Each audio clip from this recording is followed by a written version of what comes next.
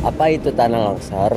Tanah longsor adalah peristiwa geologi akibat pergeseran tanah, batuan, atau material lainnya diakibatkan ketidakstabilan lereng. Nah, peristiwa itu dapat mengakibatkan kerusakan infrastruktur dan korban jiwa.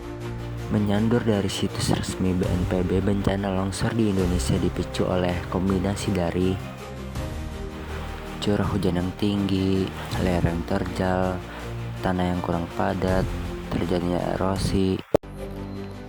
Lalu, bagaimana kondisi Indonesia terhadap bencana longsor? Indonesia termasuk negara dengan potensi tanah longsor tinggi karena memiliki banyak wilayah pegunungan dan perbukitan. Tingkat curah hujan yang sangat tinggi, terutama saat musim hujan, sampai aktivitas manusia yang belum selalu memperhatikan aspek konservasi tanah dan tata ruang.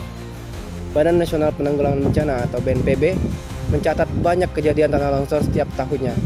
Banyak dari kejadian tanah longsor ini memakan korban jiwa dan juga kerugian ekonomi yang sangat besar. Ada peribahasa, mencegah lebih baik daripada mengobati, maka dari itu kita sangat perlu memahami apa itu mitigasi bencana tanah longsor.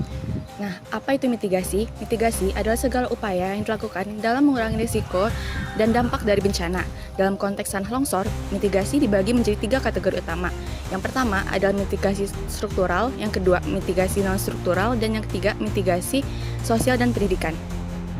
Seperti yang kita tahu, mitigasi dibagi menjadi 3 kategori utama. Yang pertama, mitigasi struktural. Mitigasi struktural adalah upaya fisik untuk menstabilkan lereng dan mengendalikan air hujan. Apa aja sih contohnya?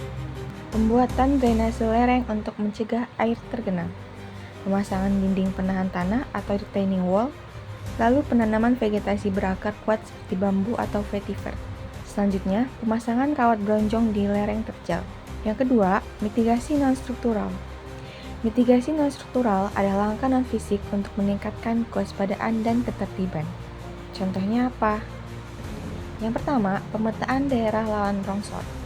Kedua, pengaturan tata ruang dan zonasi pemukiman.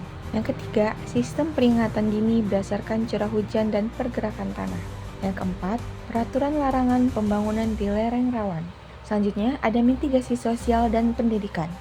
Contohnya, yang pertama, edukasi masyarakat tentang bahaya longsor dan tindakan pencegahan. Kedua, pelatihan dan simulasi evakuasi darurat. Lalu, pembentukan komunitas siaga bencana. Selain itu, lakukan kampanye pelestarian hutan dan lingkungan. Adapun contoh studi kasus dari bencana longsor yang terjadi di Indonesia, yaitu adanya bencana longsor yang terjadi di Kabupaten Pekalongan, Jawa Tengah 2025.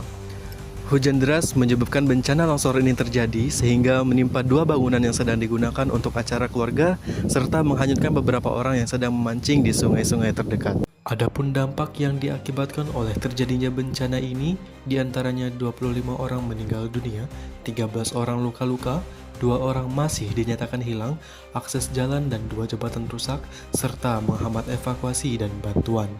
Sehingga terjadinya peristiwa ini, pemerintah pun merespon dengan mendeklarasikan status darurat bencana selama 14 hari oleh pemerintah daerah, pengiriman bantuan darurat senilai 1,4 miliar rupiah oleh Kementerian Sosial, serta evakuasi dan pencarian korban oleh lebih dari 600 personel gabungan dari TNI, Polri, dan relawan.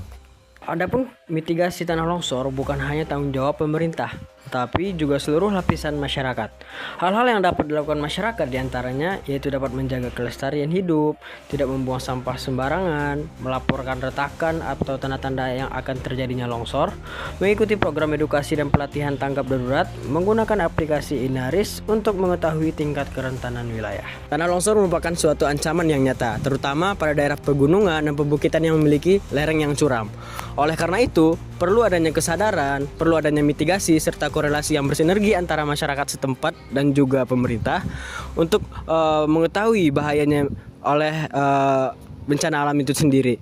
Oleh karena itu juga perlu adanya edukasi tentang pentingnya mitigasi, sehingga kita dapat membangun masyarakat yang siap menghadapi bencana. Sekian, terima kasih.